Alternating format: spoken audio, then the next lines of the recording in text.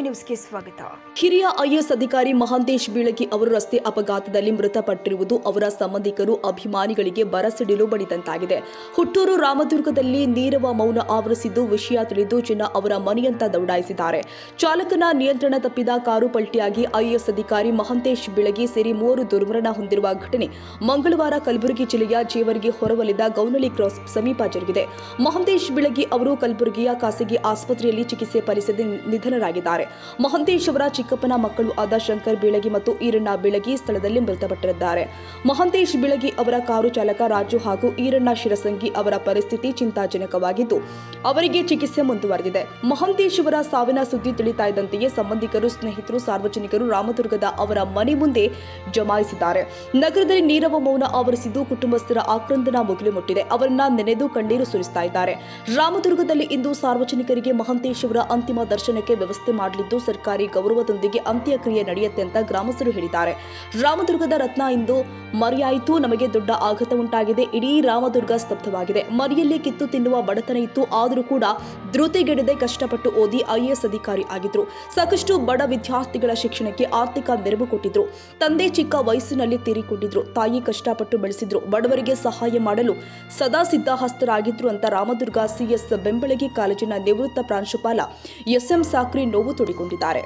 ಮಹಾಂತೇಶ್ ಅವರ ಸ್ನೇಹಿತ ಹಿರಿಯ ಐಎಎಸ್ ಅಧಿಕಾರಿ ಶಿವಾನಂದ ಕಾಪಶಿ ಅವರು ಮಾತನಾಡಿ, ಘಟನೆ ನಿಜಕ್ಕೂ ನಂಬಲು ಆಗ್ತಾ ಇಲ್ಲ. ನಮಗೆಲ್ಲ ಬಹಳಷ್ಟು ನೋವಾಗಿದೆ. ಸಾವಿನ ಸುದ್ದಿ ಅರಗಿಸಿಕೊಳ್ಳಲು ಆಗ್ತಾ ಇಲ್ಲ. ಅವರಲ್ಲಿ ಇದ್ದಂತಹ ಜೀವನೋತ್ಸಾಹ ಯಾರಲ್ಲಿಯೂ ಕೂಡ ಕಾಣಲು ಸಾಧ್ಯವಿಲ್ಲ. ಅಪರೂಪದ ವ್ಯಕ್ತಿತ್ವ, ಅಪ್ಪಟ ಬಸವ ತತ್ವ ನಿಷ್ಠರು, ಉತ್ತಮ ವಾಗ್ಮಿಗಳು, ಯುವಕರಿಗೆ ಸ್ಫೂರ್ತಿದಾಯಕ ನುಡಿಗಳನ್ನು ಆಡ್ತಾ ಇದ್ರು. ಕೆಎಎಸ್ ಐಎಎಸ್ ಆಕಾಂಕ್ಷಿಗಳಿಗೆ ಮಾರ್ಗದರ್ಶನ ಕೊಡ್ತಾ ಇದ್ರು ಅಂತ ನೆನಪಿಸಿಕೊಂಡಿದ್ದಾರೆ.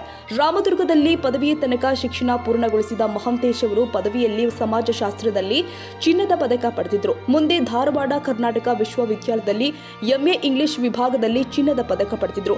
2012ರ ಕೆಎಎಸ್ ಬ್ಯಾಚ್ನಲ್ಲಿ ಆಯ್ಕೆಯಾಗಿದ್ದ ಮಹಾಂತೇಶ್ ಬೀಳಗಿ ಅವರು ಧಾರವಾಡ ಎಸಿ ಆಗಿ ಸೇವೆ ಆರಂಭಿಸಿದ್ರು.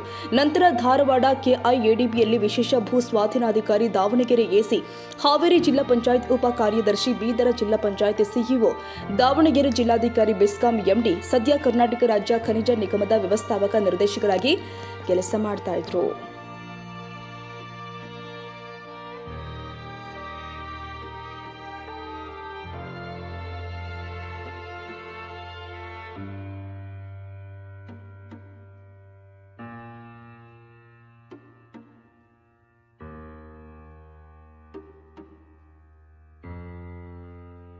ಕನ್ನಡಿಗರ ಮೆಚ್ಚಿನ ನಿಮ್ಮ ಎಜೆ 24/7 ನ್ಯೂಸ್ ಕನ್ನಡ ವಾಹಿನಿ ಇದೀಗ ಟಿವಿಯಲ್ಲಿ ಲಭ್ಯ. ಒಂದು ವೇಳೆ ನೋಟಿಸ್ ಕೊಟ್ಟಿದ್ರೆ ವಾಪಸ್ ತಗೋತೀವಿ.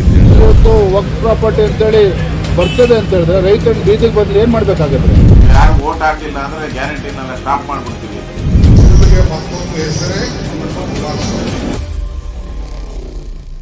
ಕರ್ನಾಟಕ ಮತ್ತು ದೇಶ ವಿದೇಶ 360 ಡಿಗ್ರಿ ಸುದ್ದಿ ಹಾಗೂ ಉತ್ತರ ಕರ್ನಾಟಕ, ಬೆಳಗಾವಿ, ಬಾಗಲಕೋಟೆ, ಧಾರವಾಡ, ಹಾವೇರಿ, ಗದಗ, ಬಿಜಾಪುರ ಜಿಲ್ಲೆಯ ಕ್ಷಣ ಕ್ಷಣದ ವಿವರವನ್ನ ಪಡೆಯುವುದಕ್ಕೆ ಎಜೆ 24/7 ನ್ಯೂಸ್ ಕನ್ನಡ ವಾಹಿನಿಯನ್ನ ಲೈಕ್ ಮಾಡಿ, ವಿಡಿಯೋಗಳನ್ನ ಶೇರ್ ಮಾಡಿ, ಕಮೆಂಟ್ ಮಾಡುವ ಮೂಲಕ ನಮ್ಮ ವಾಹಿನಿಗೆ ಸಹಕಾರ ನೀಡಿ ಮತ್ತು ಚಾನೆಲ್ ಅನ್ನ ಸಬ್ಸ್ಕ್ರೈಬ್ ಮಾಡಿ.